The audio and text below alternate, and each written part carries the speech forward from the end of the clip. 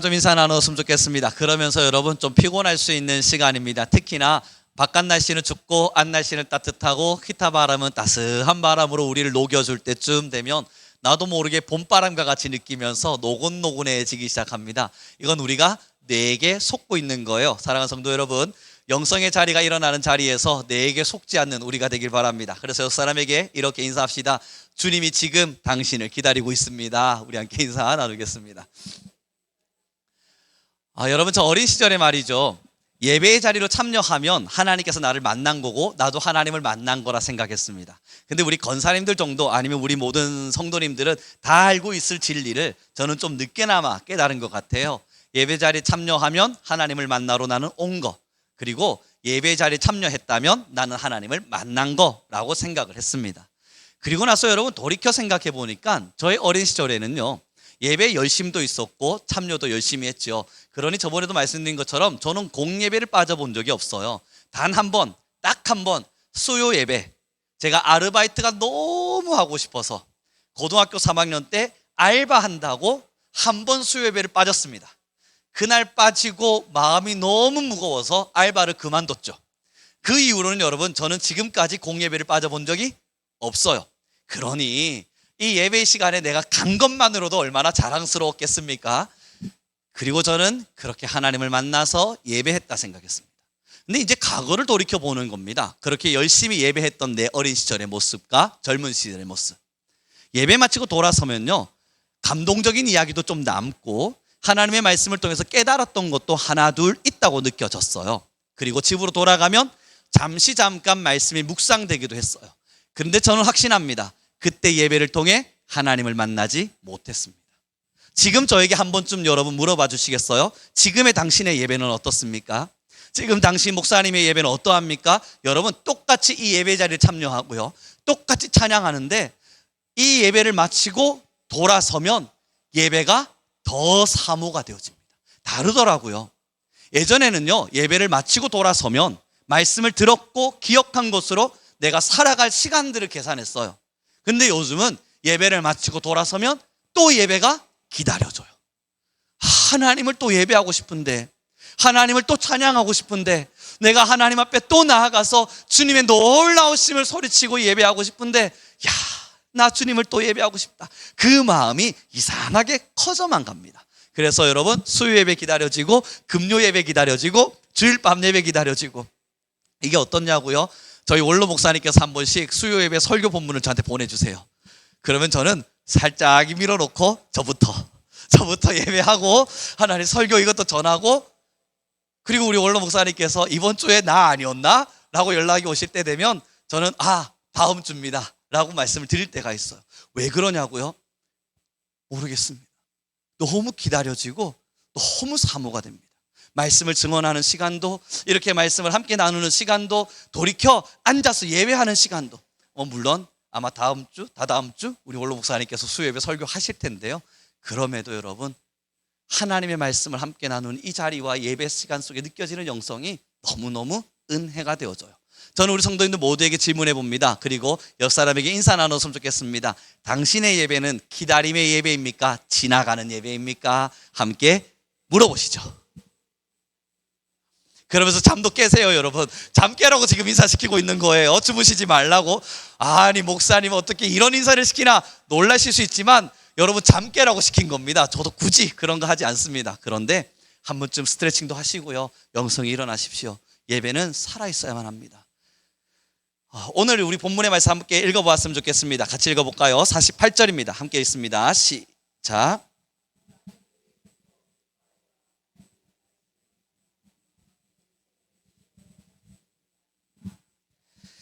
여러분 참 신기하고 이상한 본문이 여기 기록되어 있는 거예요. 뭐냐면 제일 앞에 구절인데요, 다시 한 번만 더 보시면요, 48절에 이방인들이 듣고라고 되어 있어요. 저는 여기 주인공들이 너무나 신기한 거예요.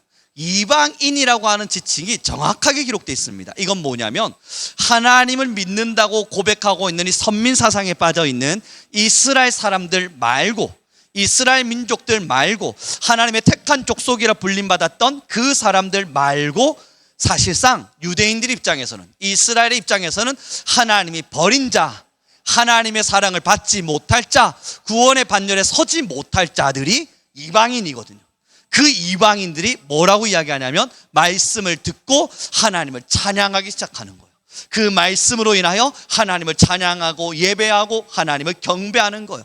여러분 진짜 신기하지 않으세요? 왜냐하면요, 저도 이제 본문을 나누고 하나님의 말씀을 생각해 보면 유대인들에게는 예수 그리스도가 오셨고 하나님의 말씀도 선포됐고 많은 사람들이 하나님의 음성을 들으라 이야기했지만 유대인들은 정작 안 들어요. 자기들이 하나님의 자녀라는 신분에 이상한 데 취해가지고 난 하나님의 자녀야 라고 하는 신분에 취해버려서, 그리고 이미 어릴 때부터 말씀을 알고 있었다라고 하는 고정관념에 사로잡혀서 말씀이 안 들리는 겁니다. 그리고 지금을 보시죠. 교회들은요 다 동일합니다. 어린 시절부터 하나님을 믿었어요. 교회들은요 어린 시절부터 하나님의 말씀을 가지고 있었어요. 그리고 지금 우리 교회들은요 선민 사상이 있어요. 이스라엘에게 하나님께서 그 선민 사상이 문제라고 지적하셨는데, 여러분 교회들을 한번 돌아보세요. 우리 성민교회 보자는 거 말고요, 저기 개똥이네 교회, 철순의 교회 말하는 겁니다. 한국 교회들을 이렇게 살펴보면 한국 교회 내에는 선민 사상이 가득해요. 내가 그래도 하나님 믿는 사람입니다. 나 40년 신앙한 사람입니다. 나는 어릴 때부터 지금까지 신앙했습니다. 저는 못돼서부터 했습니다. 아니요, 저는 4대째입니다. 아니요 여러분, 저 5대째입니다. 이런 것들을 자랑하면서 스스로 선민사상에 사로잡혀 있는 거예요.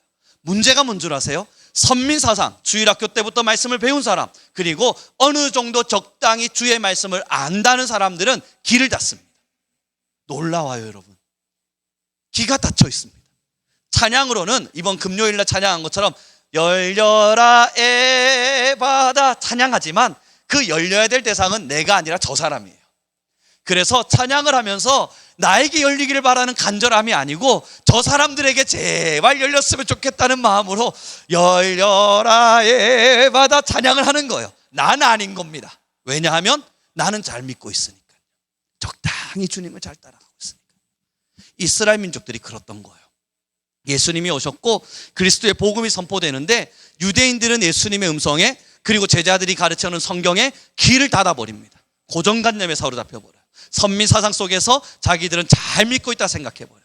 그래서 48절 같은 일들이 일어난 겁니다. 함께 다시 읽어보겠습니다. 같이 읽도록 하죠. 시작.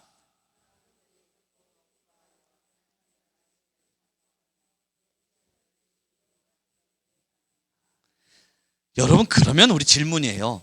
유대인들이 복된 자입니까? 어린 시절부터 말씀을 지켰고 배워서 율법을 외우고 있는 이 유대인들이 복됩니까? 아니면 버린 자라 칭송을 받았고 하나님께 구원받지 못할 자라 내림을 받았던 이 이방인들이 복된 자들입니까? 우리가 볼 땐 이방인들이 복되잖아요. 그럼 사랑하는 성도 여러분, 답이 내려지는 겁니다.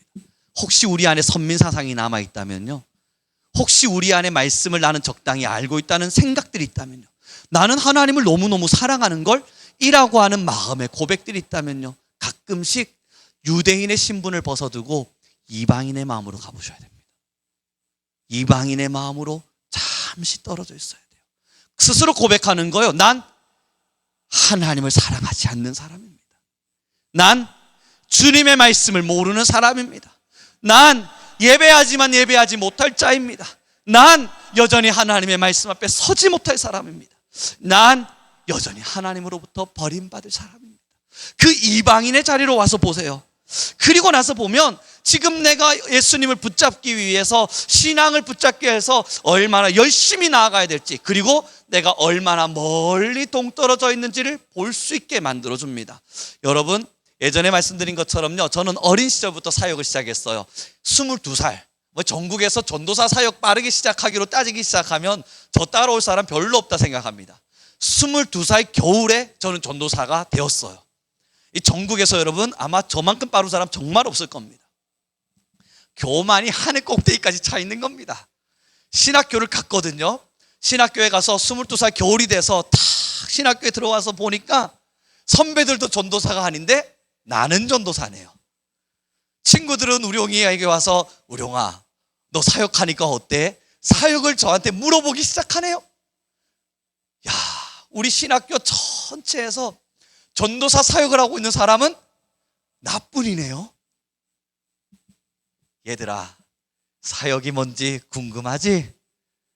신학교 친구들에게 알려주기 시작하면서 교만인 거예요. 근데 여러분, 여기서 교만이 좀 꺾이면 좋을 텐데, 하나님께서 저를 또 교만하게 만드신 게 기독교 학부 내에서 회장을 맡기시네요. 와, 회장의 자리에 섰더니 진짜 내가 뭔가 대단한 사람 같은 거예요. 기독교 학부의 선배, 후배가 다 아래로 내려다 보이기 시작하고, 나는 교수님과 함께 맞붙을 수 있는 사람같이 느껴지기 시작하고, 그 교수님은 사실상 하나님의 말씀을 모르는 사람, 나는 사역을 하고 있기에 사역자의 마음으로 교회를 섬기지만, 교수님들은 학문만 높아서 사역적 지식은 없어서 나의 이 사역적 노하우를 따라가지 못할 사람이라고 느껴버리는 거예요. 그래서 여러분, 교수님들이 뭐라고 막 가르치시면 친구들, 후배들 불러 모아놓고 내 말 다시 들어봐봐. 교수님이 이렇게 가르치셨지? 현장에선 안 돼. 송우룡이 그랬습니다. 저는 그리고 그것이 하나님이 제게 주신 은혜라고 생각했어요. 하나님과 너무 가까이에 붙어 있으니까, 하나님을 너무 철저히 사랑하니까, 하나님 앞에서 너무 가까이에서 하나님의 사랑받을 짓만 하니까 하나님께서 이런 선물을 나에게 주셔서 놀라운 길들을 열어가고 있다고 생각했어요. 거기서 하나님이 멈추셨어야 되는데, 아니, 총학생 회장을 시키네. 연합회 회장이 되어버린 거예요. 기독교 학부, 경찰학부, 검공학부, 모든 학부의 회장들 위에 회장인 거예요. 이제는 총장님과 한번 맞붙어 보고 싶은 겁니다. 여러분, 교만이 어디까지 갔겠습니까? 저는 늘 말했어요. 겸손합시다. 저는 겸손한 사람입니다. 저는 이 자리에 섰지만 자랑, 교만, 여러분들한테 저의 위세를 떨치고 싶은 마음이 없습니다. 겸손하게, 겸손한 마음으로 섬기겠습니다. 그리고 불러 모아서 교수님들의 가르침은 틀린 거, 나는 사역하고 있으니 현장을 아는 젊은 전도사, 깨어있는 전도사, 유능한 전도사, 그래서 다음 세대를 짊어지고 나아갈 하나님의 특별한 종, 그랬습니다. 그러다 그곳에서 제가 고백할 수 있는 건 하나밖에 없지 않겠어요? 하나님, 날 왜 이리 사랑하십니까? 하나님은 날 왜 이리 좋아하십니까? 그래요, 주님, 나도 당신이 너무 좋아요.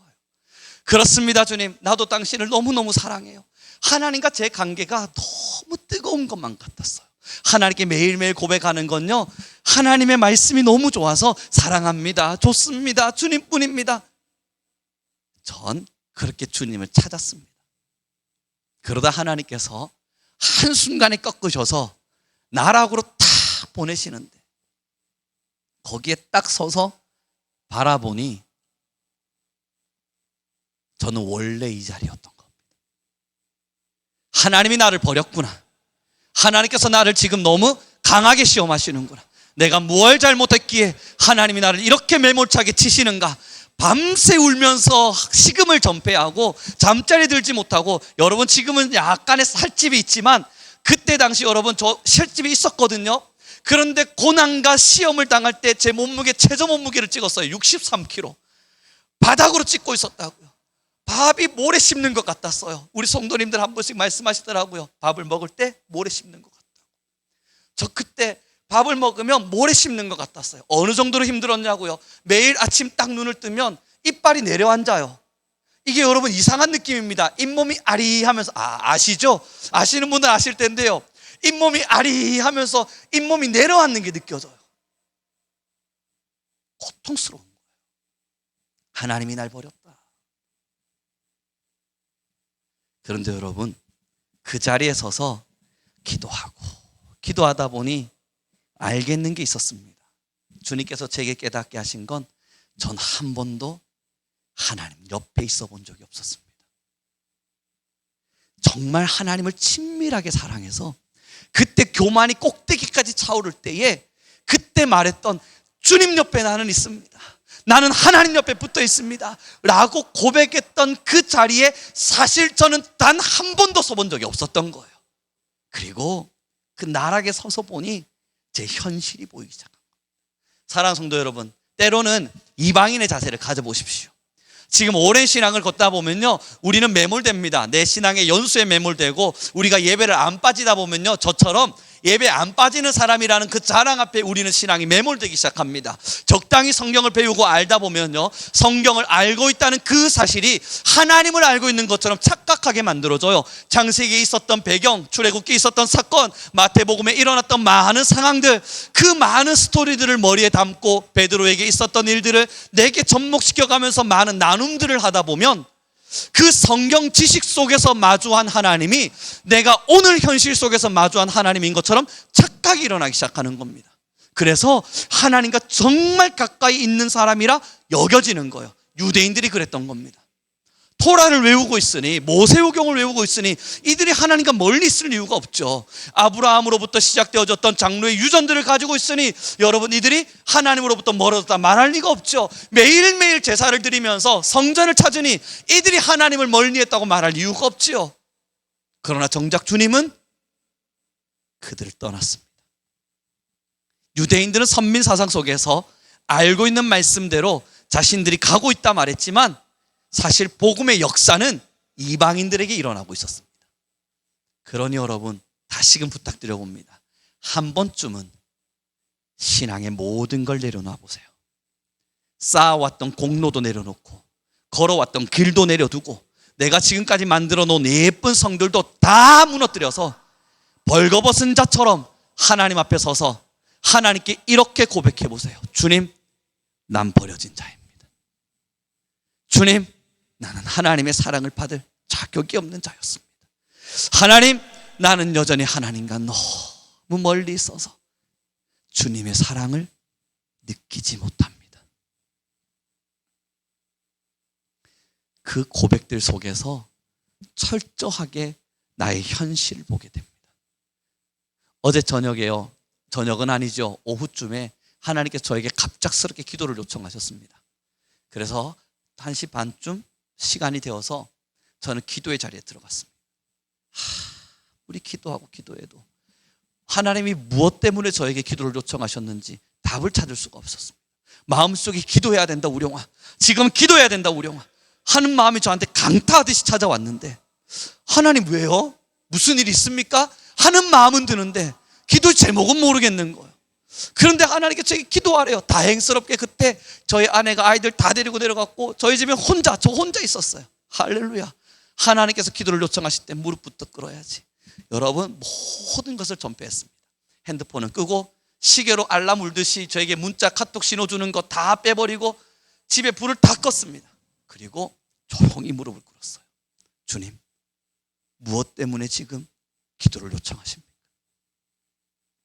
1시간이 지나고 2시간이 지나가는데도 기도는 하고 있는데, 무릎은 꿇었는데, 하나님께 간절히 부르짖고 있는데, 간절히 하나님을 찾고 또 찾고 있는데 마음속에 답이 안 내려지는 거예요. 4시쯤이 되었을까요? 5시쯤이 되었을까요?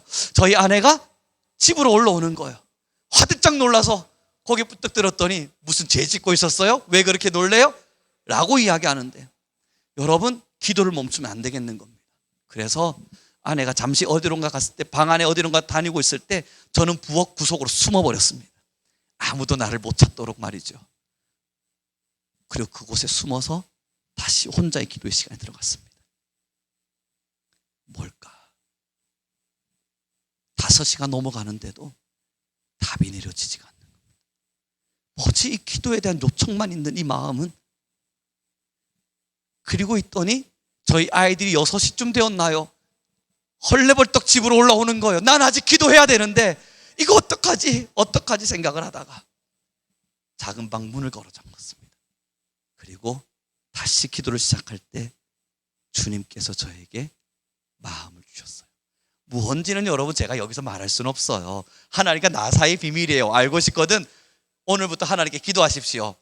송우령 목사에게 알려주신 그 기도의 제목을 하나님 내게도 알려주십시오. 제 평생에 누구에게도 말하지 않고 짊어지고 갈 겁니다.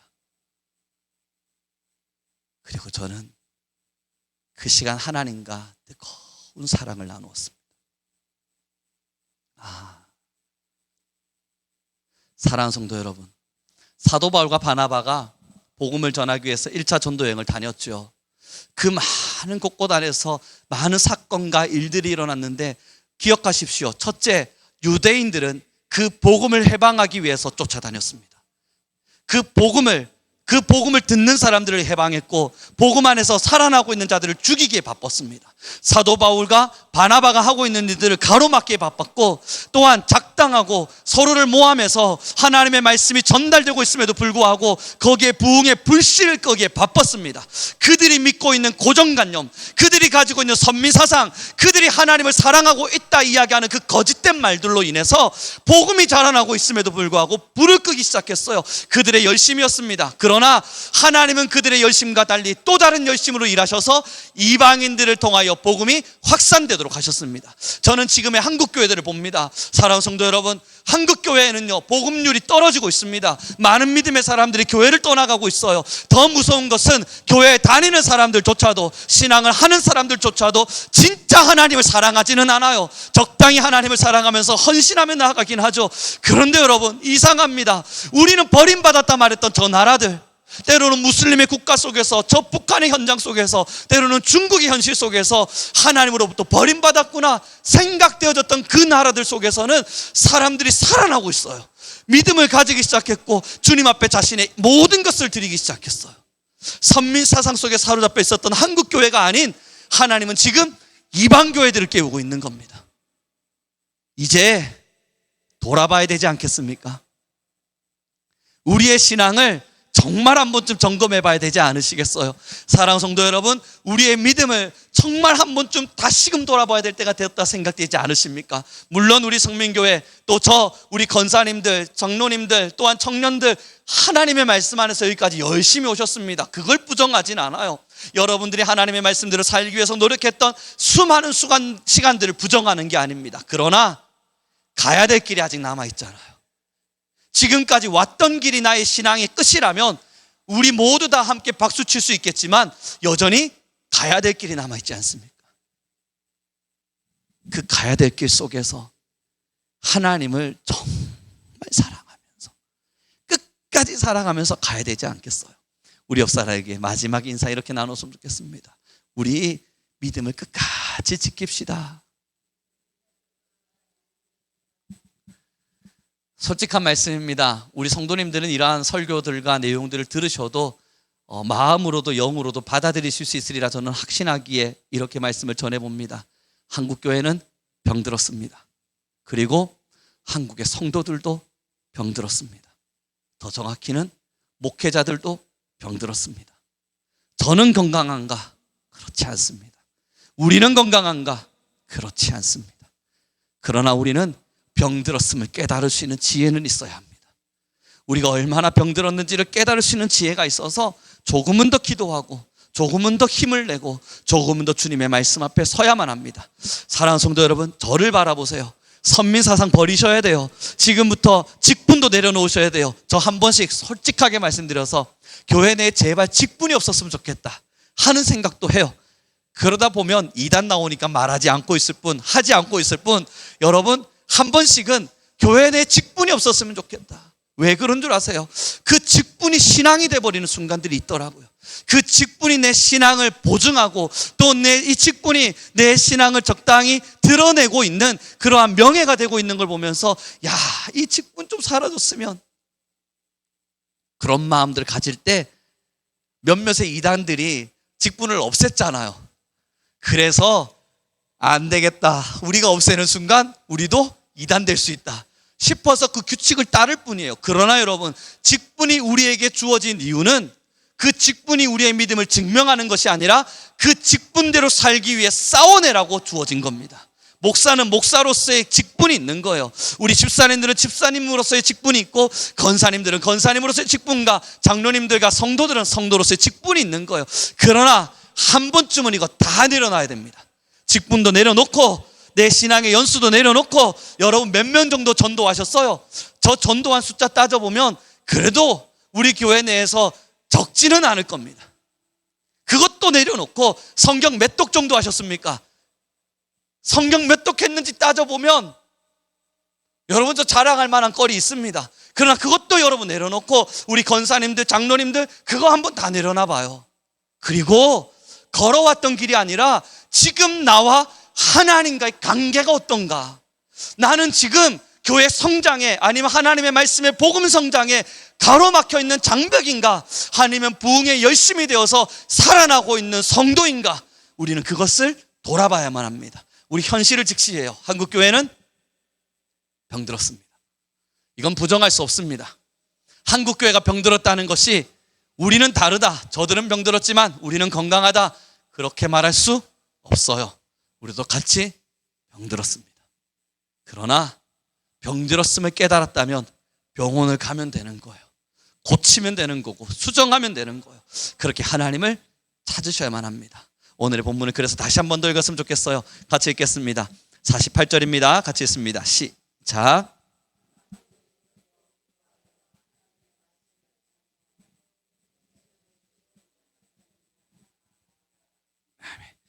그렇게 되어져 갈 때에 하나님을 찬양함과 예배함이 이방인들의 입술에서 나타난 것처럼 우리 교회 안에서도 널리 펼쳐질 겁니다. 교회 안에서만 찬양하는 거 여러분 이건 누구나 하고 있는 일들입니다. 그러나 밖으로 나아가시죠. 지금 천하 만물을 창조하신 하나님의 섭리가 깨어지고 있고 여러분 보시는 것처럼 자연의 질서가 훼손되어져 가고 있습니다. 이 자연의 수없는 질서들은 지금 우리에게 공격의 대상이 되어서 우리는 이 자연의 공격을 막아낼 방도가 없습니다. 이 자연의 공격만으로도 세상은 벅찬데 서로 싸우느라 정신없습니다. 사랑하는 성도 여러분, 이 세대 속에서 이러한 상황 속에서 그럼에도 여호와를 찬양하는 우리 모두가 되길 소망해 봅니다. 이제 말씀을 정리해 갑니다. 하나님을 진실로 사랑하는 성도 어떤 결과를 만들어낼까? 이 말씀을 정리해 가면서 많은 고민을 해보았습니다. 그리고 기도했고 그 말씀의 답들을 찾기 위해 노력했죠. 하나님을 정말로 사랑하면 맞습니다. 두려움이 사라집니다. 그래서 세상의 염려와 근심이 우리를 장악할 수 없죠. 하나님을 정말로 예배하기 시작하고 사랑하기 시작하면 우리의 마음속에서 하나님을 찾고 싶은 갈망들도 나타납니다. 그러나 여러분, 길진 않지만 적당한 신앙의 시간 속에서 교육자와 목회자로 살다 보니 정말 하나님을 사랑할 때 일어나는 위대한 반응 하나를 알게 되었습니다. 나를 부인합니다. 그게 신앙입니다.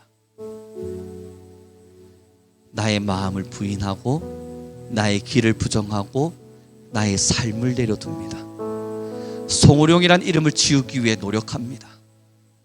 이 이름이 계속 보이는 것만 같아서 내 이름을 족적마다 남기려는 것이 아니라 송우룡이란 이름을 지우기 위해서 고군분투 싸워냅니다.